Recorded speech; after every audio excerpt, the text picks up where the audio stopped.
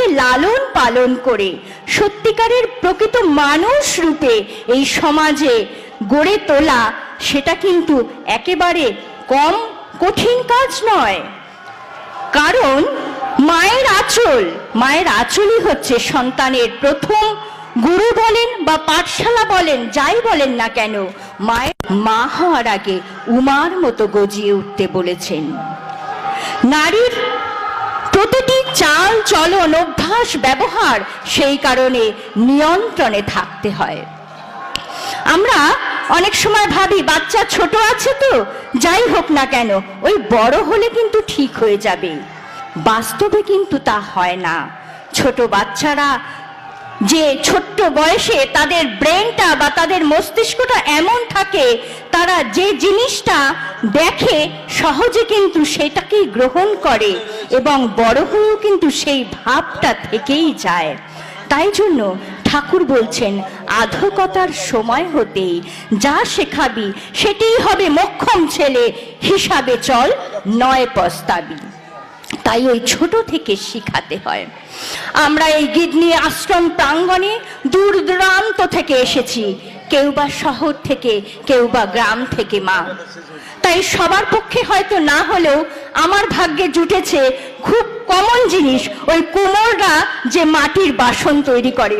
আমি খুব কাছ থেকে দেখেছি, ভারী সুন্দর লাগে দেখতে। যখন তারা ওই বাসনগুলো তৈরি করে না, মাটিটা একেবারে কাদা নরম মাটি থাকে, আর ওই কুমোরের হাতের স্পর্শে কোনোটা হাঁড়ি কোনোটা কলসি তৈরি হয়। আর কারিগর যদি পাকাপোক্ত না হয়, তার ওই হাঁড়ি কলসি কিন্তু বেঁকা তেড়া হয়ে যায়। তাই মা যদি ঠিক ঠিক মা হয়ে না উঠতে পারেন, তার ওই সন্তানেও কিন্তু ওই বেঁকা তেড়া হাঁড়ি কলসির মতন তাদের ভবিষ্যতও কিন্তু সুন্দর হয় না। ঠাকুর বলছেন, কোনো আদেশ বা উপদেশ দেওয়ার চাইতে নিজেদের চলা ফেরার মধ্যে দিয়ে আমরা যদি সন্তানকে বোঝাতে পারি, সেটাই কিন্তু মোক্ষম শিক্ষা হয়, সেটাই কিন্তু তারা সহজ সরলভাবে গ্রহণ করে। মায়ের উচিত বাবার প্রতি যেন শ্রদ্ধা আসে, টান আসে, তেমন ভাবে চলা, তেমন কথা বলা। আবার বাবারও উচিত মায়ের প্রতি যাতে শ্রদ্ধা আসে, টান আসে সন্তানদের, তেমন করে কথা বলা, তেমন করে চলা। আর বাবা মা দুজনেরই উভয়েরই উচিত যে বাড়ির বড়দের সম্মান করা, তাদের শ্রদ্ধা করা, ওই ছোট্ট সন্তানটাকে দিয়ে তাদের ছোট ছোট রকমের তাদের পক্ষে যতটা সম্ভব সেইভাবে সেবা দেওয়া। আর সবচাইতে বড় কথা, ওই ইষ্টের প্রতি টান। ওই ছোট থেকে ইষ্টকে তাদের মাথার মধ্যে ঢুকিয়ে দিতে হয়, তিনিই আমাদের কেন্দ্র, তাকে নিয়েই আমার এই জগৎ। এই কথা যদি আমি আমার সন্তানকে ছোট থেকে বোঝাতে পারি, তবে কিন্তু তাদের জীবন অনেক সহজ সুন্দর হয়। আমরা মায়েরা বা ঠাকুমারাও দেখবেন আহ্লাদ করে বা খুব যাই বলেন না কেন বলে থাকি, আমাদের ছেলেটা না বড় দুষ্টু গো, দেখবে এই খেলনাটা নিয়ে যাচ্ছে, বাড়ি যেতে না যেতেই কোথায় ভাঙাচোরা হয়ে যাচ্ছে। একটা চাকা টেবিলের নিচে গাড়িতে, আরেকটা চাকা খাটের নিচে, কোথায় চলে গেল। এটা কিন্তু খুব একটা গর্বের কথা নয় মা। আমরা খুব গর্ব করে আমাদের একটা গল্পের জায়গা, স্কুলে বাচ্চারা ভেতরে থাকে, মায়েরা গল্প করি, এটা আমরা করে থাকি, আমাদের যেন খুব একটা গর্বের কথা। এটা গর্বের কথা নয়।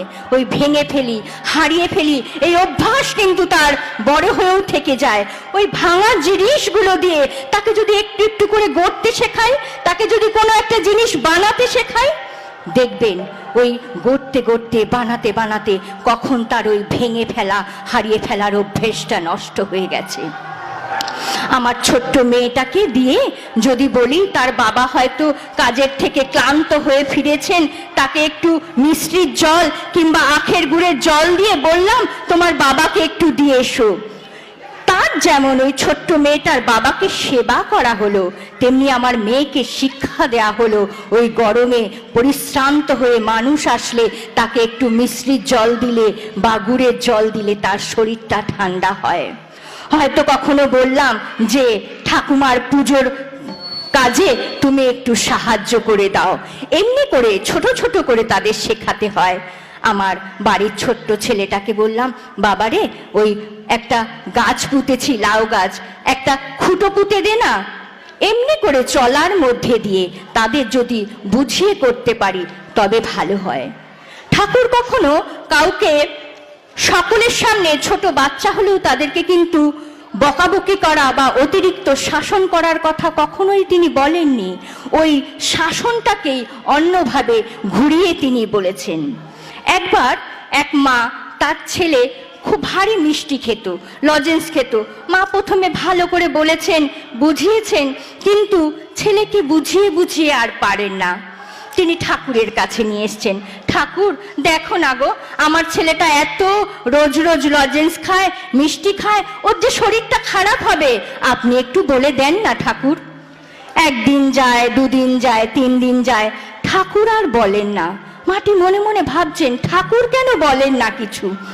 তারপর 3 দিন পর ঠাকুর বললেন যে অত লজেন্স খাস না। পরে জানা গেল কি, ঠাকুর নিজে গুড় খেতেন। তাই আমরা মায়েরা হয়তো অনেক সময় এমন করি যে নিজে যে কাজটা করছি না, সন্তানকে দিয়ে জোর করে, যেমন আমি আমার বড়কে প্রণাম করছি না, আমার বড়রা যারা আছে তাদের সঙ্গে ভালো ব্যবহার করছি না, সেবা করছি না, কিন্তু আমার সন্তানকে আমি জোর করে বলছি তুমি প্রণাম করো, তুমি সেবা করো, তাহলে কিন্তু সে কিছু শিখবে না, তার কিন্তু ওটা একটা বোঝা মনে হবে।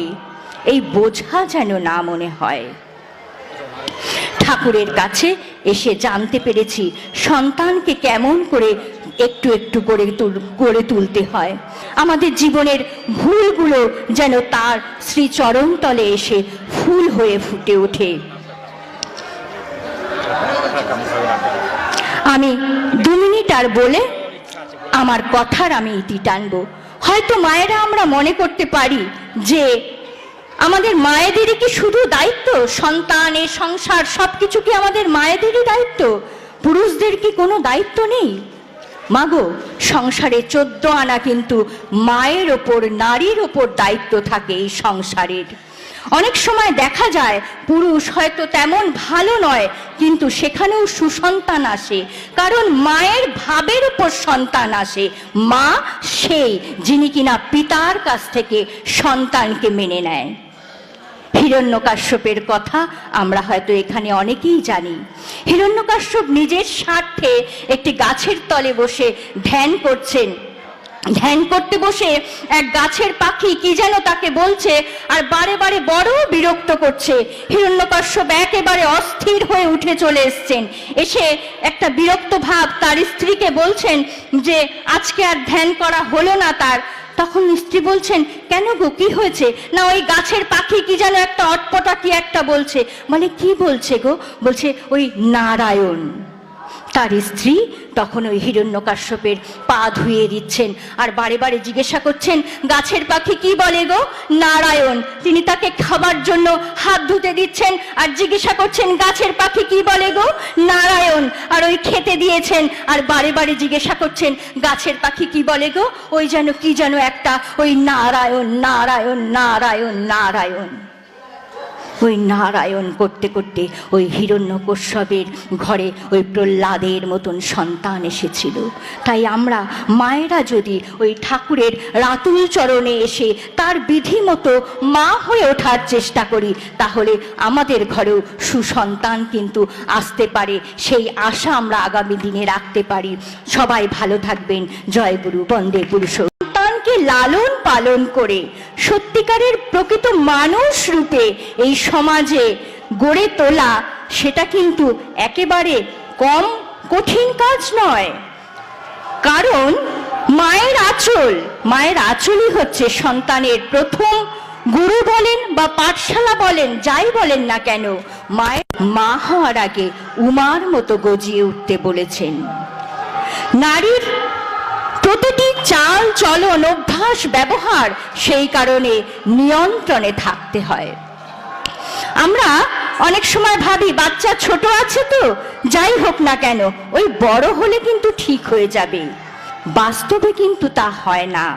ছোট বাচ্চারা যে ছোট্ট বয়সে তাদের ব্রেনটা বা তাদের মস্তিষ্কটা এমন থাকে, তারা যে জিনিসটা দেখে সহজে কিন্তু সেটাকেই গ্রহণ করে এবং বড় হয়েও কিন্তু সেই ভাবটা থেকেই যায়। তাই জন্য ঠাকুর বলছেন, আধকতার সময় হতেই যা শেখাবি সেটাই হবে মোক্ষম ছেলে, হিসাবে চল নয় পস্তাবি। তাই ওই ছোট থেকে শিখাতে হয়। আমরা এই গিদনি আশ্রম প্রাঙ্গণে দূর দূরান্ত থেকে এসেছি, কেউ বা শহর থেকে, কেউ বা গ্রাম থেকে মা। তাই সবার পক্ষে হয়তো না হলেও আমার ভাগ্যে জুটেছে খুব কমন জিনিস, ওই কুমোররা যে মাটির বাসন তৈরি করে। আমি খুব কাছ থেকে দেখেছি, ভারী সুন্দর লাগে দেখতে।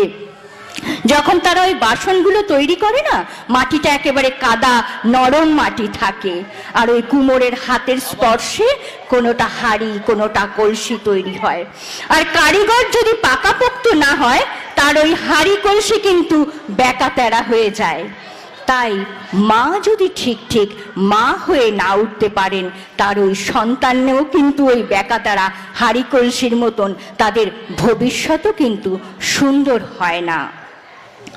ঠাকুর বলছেন, কোনো আদেশ বা উপদেশ দেওয়ার চাইতে নিজেদের চলা ফেরার মধ্যে দিয়ে আমরা যদি সন্তানকে বোঝাতে পারি, সেটাই কিন্তু মোক্ষম শিক্ষা হয়, সেটাই কিন্তু তারা সহজ সরলভাবে গ্রহণ করে। মায়ের উচিত বাবার প্রতি যেন শ্রদ্ধা আসে, টান আসে, তেমন ভাবে চলা, তেমন কথা বলা। আবার বাবারও উচিত মায়ের প্রতি যাতে শ্রদ্ধা আসে, টান আসে সন্তানদের, তেমন করে কথা বলা, তেমন করে চলা।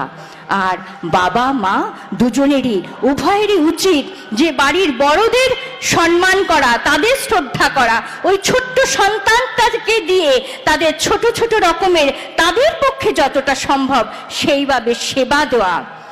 আর সবচাইতে বড় কথা, ওই ইষ্টের প্রতি টান। ওই ছোট থেকে ইষ্টকে তাদের মাথার মধ্যে ঢুকিয়ে দিতে হয়, তিনিই আমাদের কেন্দ্র, তাকে নিয়েই আমার এই জগৎ। এই কথা যদি আমি আমার সন্তানকে ছোট থেকে বোঝাতে পারি, তবে কিন্তু তাদের জীবন অনেক সহজ সুন্দর হয়। আমরা মায়েরা বা ঠাকুমারাও দেখবেন আহ্লাদ করে বা খুব যাই বলেন না কেন বলে থাকি, আমাদের ছেলেটা না বড় দুষ্টু গো, দেখবে এই খেলনাটা নিয়ে যাচ্ছে, বাড়ি যেতে না যেতেই কোথায় ভাঙাচোরা হয়ে যাচ্ছে, একটা চাকা টেবিলের নিচে গাড়িতে, আরেকটা চাকা খাটের নিচে, কোথায় চলে গেল। এটা কিন্তু খুব একটা গর্বের কথা নয় মা। আমরা খুব গর্ব করে আমাদের একটা গল্পের জায়গা, স্কুলে বাচ্চারা ভেতরে থাকে, মায়েরা গল্প করি, এটা আমরা করে থাকি, আমাদের যেন খুব একটা গর্বের কথা। এটা গর্বের কথা নয়, ওই ভেঙে ফেলি, হারিয়ে ফেলি, এই অভ্যাস কিন্তু তার বড় হয়েও থেকে যায়। ওই ভাঙা জিনিসগুলো দিয়ে তাকে যদি একটু একটু করে গড়তে শেখাই, তাকে যদি কোনো একটা জিনিস বানাতে শেখাই, দেখবেন ওই গড়তে গড়তে বানাতে বানাতে কখন তার ওই ভেঙে ফেলা, হারিয়ে ফেলার অভ্যেসটা নষ্ট হয়ে গেছে।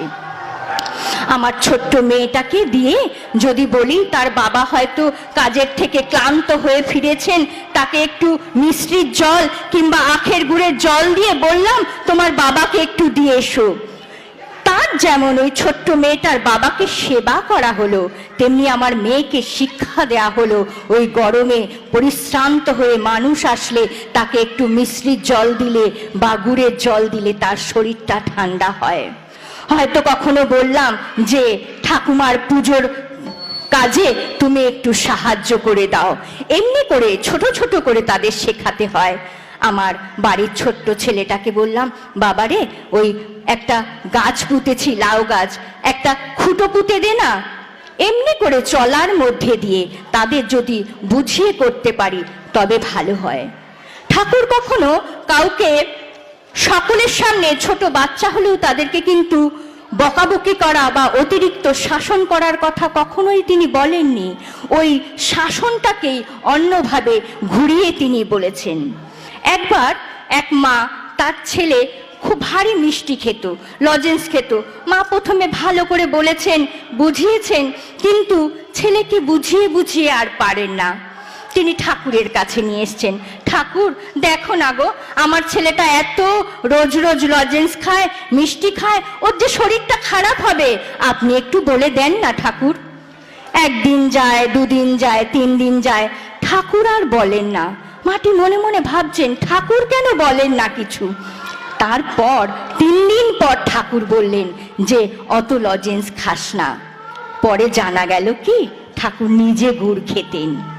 তাই আমরা মায়েরা হয়তো অনেক সময় এমন করি যে নিজে যে কাজটা করছি না, সন্তানকে দিয়ে জোর করে, যেমন আমি আমার বড়কে প্রণাম করছি না, আমার বড়রা যারা আছে তাদের সঙ্গে ভালো ব্যবহার করছি না, সেবা করছি না, কিন্তু আমার সন্তানকে আমি জোর করে বলছি তুমি প্রণাম করো, তুমি সেবা করো, তাহলে কিন্তু সে কিছু শিখবে না, তার কিন্তু ওটা একটা বোঝা মনে হবে। এই বোঝা যেন না মনে হয়। ঠাকুরের কাছে এসে জানতে পেরেছি সন্তানকে কেমন করে একটু একটু করে গড়ে তুলতে হয়। আমাদের জীবনের ভুলগুলো যেন তার শ্রীচরণ তলে এসে ফুল হয়ে ফুটে ওঠে। আমি 2 মিনিট আর বলে আমার কথার আমি ইতি টানবো।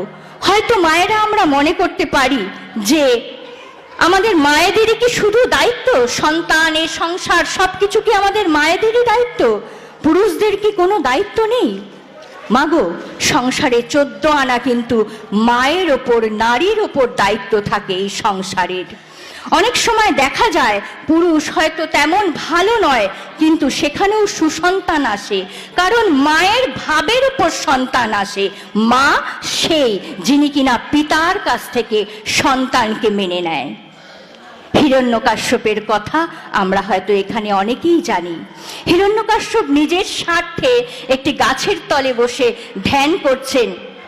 ধ্যান করতে বসে এক গাছের পাখি কি যেন তাকে বলছে, আর বারে বারে বড় বিরক্ত করছে। হিরণ্যকাশ্যপ একেবারে অস্থির হয়ে উঠে চলে এসছেন। এসে একটা বিরক্ত ভাব তার স্ত্রীকে বলছেন যে আজকে আর ধ্যান করা হলো না তার। তখন স্ত্রী বলছেন, কেন গো, কি হয়েছে? না, ওই গাছের পাখি কি যেন একটা অটপটা কি একটা বলছে। মানে কি বলছে গো? বলছে ওই নারায়ণ। তার স্ত্রী তখন ওই হিরণ্যকাশ্যপের পা ধুয়ে দিচ্ছেন আর বারে বারে জিজ্ঞাসা করছেন, গাছের পাখি কি বলে গো? নারায়ণ। তিনি তাকে খাবার জন্য হাত ধুতে দিচ্ছেন আর জিজ্ঞাসা করছেন, গাছের পাখি কি বলে গো? নারায়ণ। আর ওই খেতে দিয়েছেন আর বারে বারে জিজ্ঞাসা করছেন, গাছের পাখি কি বলে গো? ওই যেন কি যেন একটা ওই নারায়ণ নারায়ণ নারায়ণ নারায়ণ। ওই নারায়ণ করতে করতে ওই হিরণ্যকশ্যপের ঘরে ওই প্রহ্লাদের মতন সন্তান এসেছিল। তাই আমরা মায়েরা যদি ওই ঠাকুরের রাতুল চরণে এসে তার বিধি মতো মা হয়ে ওঠার চেষ্টা করি, তাহলে আমাদের ঘরেও সুসন্তান কিন্তু আসতে পারে। সেই আশা আমরা আগামী দিনে রাখতে পারি। সবাই ভালো থাকবেন। জয় গুরু, বন্দে পুরুষ।